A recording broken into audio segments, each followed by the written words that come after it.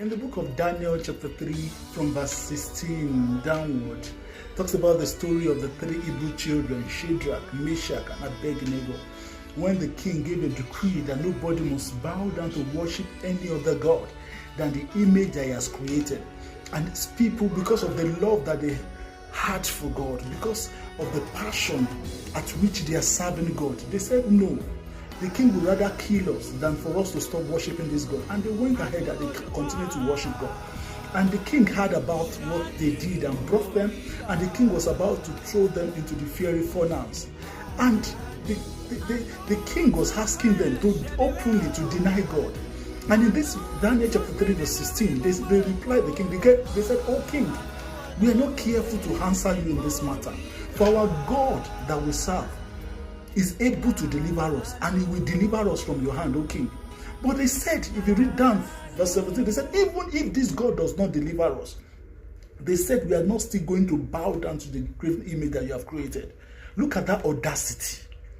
These three Hebrew children, they are men of like passion like you and me.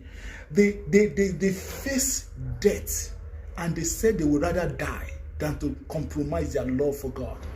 They said they would rather burn in the fiery furnace than to bow to worship a graven image created by the king.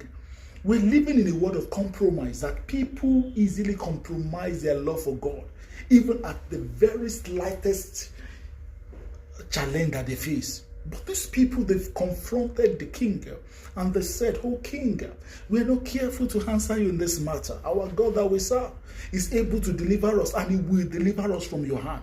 They had faith in God, but they took it further. They said, even if he does not. Now this is where it gets interesting. They said, even if he does not. That means they are upgrading their faith. From faith, they are moving to trust. That even if God does not deliver us, we are not still going to bow down. In other words, they trusted God so much that even when it seems as if their faith is not working, they believe that God has their best interest at heart. They said, even if it does not. That's why sometimes people, you may need to trust God so much. How well do you trust God? When you trust God, you believe that whatever is the outcome, whether the outcome favors me or it doesn't favor me, God still knows what he's doing, and he has my best interest at heart.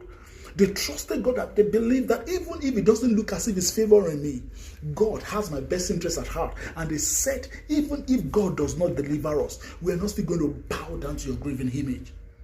What a courage, what an audacity. Even if he does not deliver us, we are not going to bow down.